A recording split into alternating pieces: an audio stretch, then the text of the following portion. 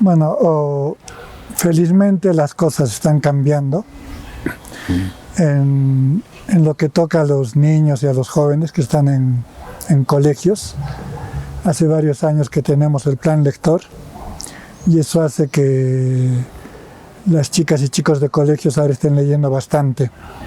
Incluso se ha generado un mercado para el libro, para escritores peruanos y escritoras peruanas.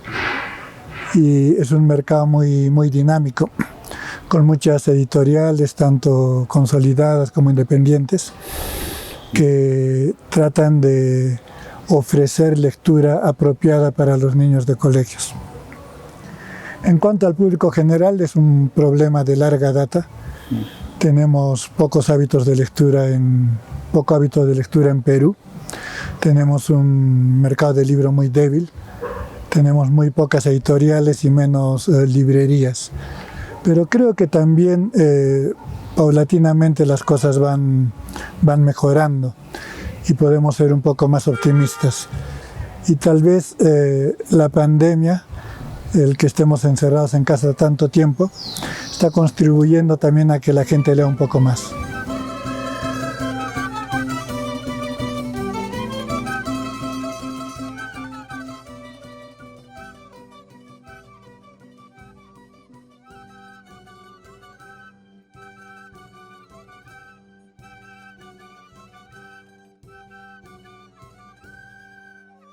Bueno, tenemos desde hace unos años un Ministerio de Cultura y tenemos ya un conjunto de políticas culturales en marcha que incluyen estímulos económicos para algunas actividades.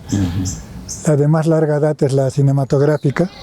Existen distintos concursos y premios para promocionar el cine en nuestro país, pero desde hace unos 3-4 años también existen estímulos económicos para otras industrias culturales, incluida la industria editorial.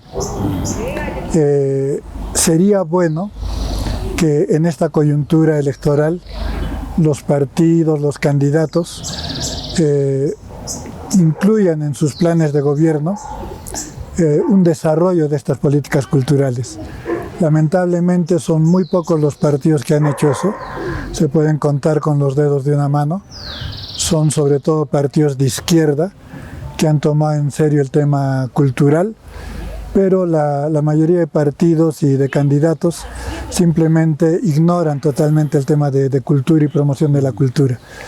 Eso tal vez como ciudadanos y sobre todo las personas que estamos vinculadas a la cultura, al arte, deberíamos exigir de esos partidos, de esos candidatos, que no se olviden del tema cultural.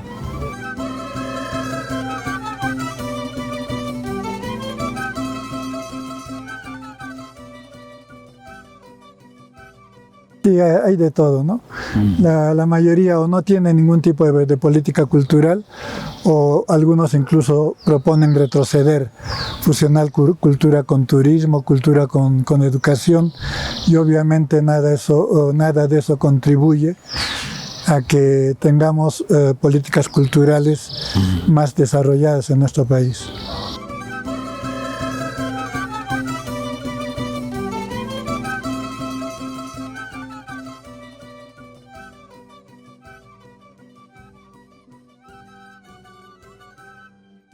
Bueno, lamentablemente en el país estamos en una crisis de todo el sistema político que se ha agravado en el último periodo, ¿no? Sí.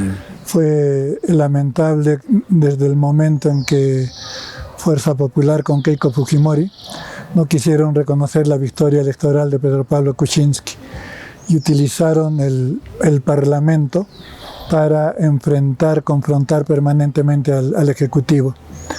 Lo que ha ocurrido después ya lo conocemos. Un signo alentador ha sido la presencia masiva de los jóvenes en las calles para protestar contra el golpe de Estado del Parlamento, de 105 parlamentarios. Pero las cosas al día de hoy creo que son muy delicadas. Tenemos un Parlamento que sigue jugando al golpe, tenemos una ciudadanía que está ocupada en otros temas, sobre todo el de la pandemia. Tenemos a jóvenes que en su momento han sido cruciales para la coyuntura pero que en este momento electoral no se les percibe de igual manera. Y tenemos unos 5 años venideros que seguramente van a ser aún más difíciles que los que están terminando. Yo creo que lo que tendríamos que reclamar de los jóvenes es un activismo muy amplio en todos los sentidos, un activismo a favor del medio ambiente, un activismo a favor del feminismo, de la lucha de igualdad de derechos de las mujeres, un activismo político para impedir que el nuevo Congreso sea respetuoso de las normas constitucionales y de la voluntad popular. Creo que solo de esa manera podemos superar un periodo muy difícil que se avecina.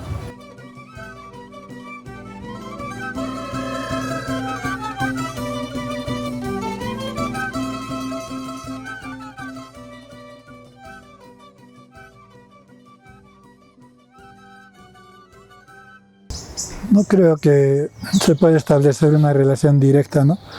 Aunque tenemos muchos ejemplos de políticos que han llegado al más alto nivel en nuestro país, que no solo no leen, sino que a veces son enemigos de la cultura, ¿no? Era el caso de Alberto Fujimori, que se jactaba de no leer libros. Pero yo sí coincido con Mario Vargas Llosa en que la literatura nos acerca de una manera más completa a la realidad. Y por eso yo creo que hay que invocar a los jóvenes que como una manera de entender nuestro país, de entender nuestra sociedad, de entender nuestros problemas, se acerquen más a todas las manifestaciones culturales, al cine, al teatro, a la literatura, y también a las artes plásticas, que simbólicamente son capaces de expresar los problemas más serios de nuestra sociedad.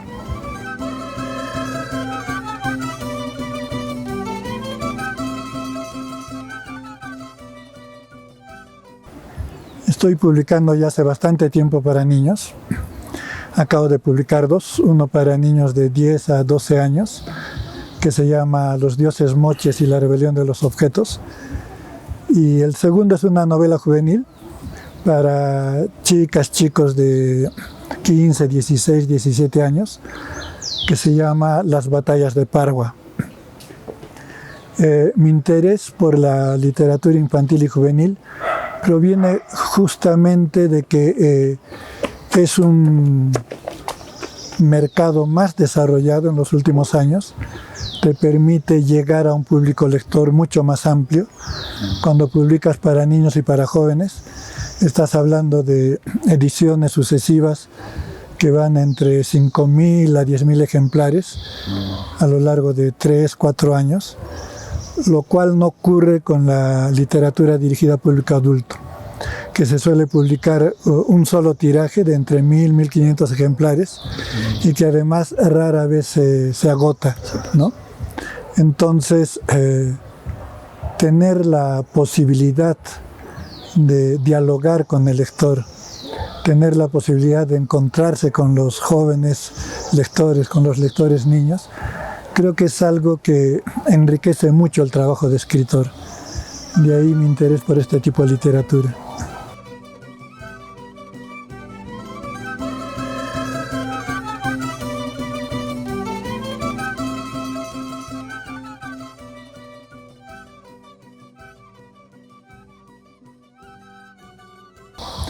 Sí,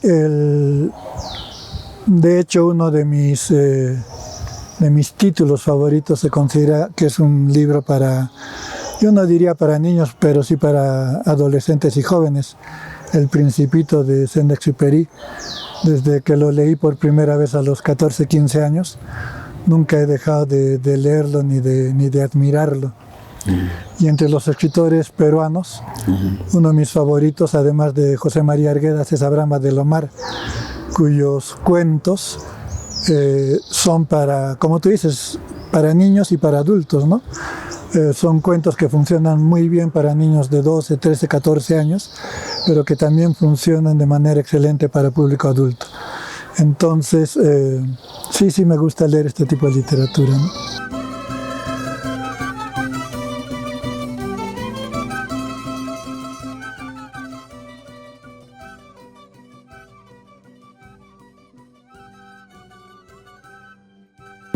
Exacto, y en casa es igual, ¿no? En casa hay que tener unos cuantos libros, hay ediciones muy económicas, muy baratas, y en casa los papás tienen que leer. Si el papá, si la mamá no leen, los hijos no van a leer. Y los maestros igual. Si ellos escogen libros que no son apropiados para los niños, lo que están mostrando es que ellos mismos no leen. Entonces el maestro, la profesora tienen que leer. Y solo así los niños van a tener pasión por la lectura, amor por la lectura. Cuando vean que las personas más cercanas a ellos, papás, mamás, tíos, hermanos mayores, profesoras, profesores, también son ávidos lectores. Yo recomendaría a los profesores, porque a los maestros de colegios, a las maestras, que al momento de elegir la lectura para niños y para jóvenes, lo hagan de acuerdo a sus edades, ¿no? Acabo, por ejemplo, de saber que en uno de los colegios de nuestra ciudad, a niñas de quinto, sexto de primaria, les están pidiendo que lean las aventuras de Gulliver. Jonathan Swift escribía no para público infantil, ni siquiera para público juvenil, escribía para público adulto. Y las aventuras de Gulliver son una sátira de la sociedad de su tiempo, a veces muy difícil de entender. Las adaptaciones que se han hecho de los viajes de Gulliver para jóvenes no siempre funcionan muy bien, son difíciles de entender. Entonces yo creo que aprovechando que hay una vastísima producción en nuestro país ahora, y no solo en nuestro país, en toda Latinoamérica, de libros para niños y para jóvenes, es muy importante que los profesores escojan la lectura de acuerdo a cada edad. Cuando te dan a leer de niño un libro que no es para tu edad, lo que hacen es matarte el gusto por la lectura. Yo puedo dar un ejemplo de mi propia experiencia. Yo provengo de la familia de un escritor. Y mi papá, cuando yo tenía 12, 13 años en unas vacaciones, me dio a leer La agonía de Razuñiti de José María Arguedas. No entendí. No pude leer ese texto, me pareció muy confuso. Y en cambio, cuando 3, 4 años después empecé a leer a todo Arguedas, estando ya en la universidad, se convirtió en mi escritor favorito. Es una muestra de que es muy importante que la lectura sea apropiada a tu edad. Si no, lo que hacen es hacerte creer que leer es lo más aburrido, tedioso y arduo que existe en el mundo.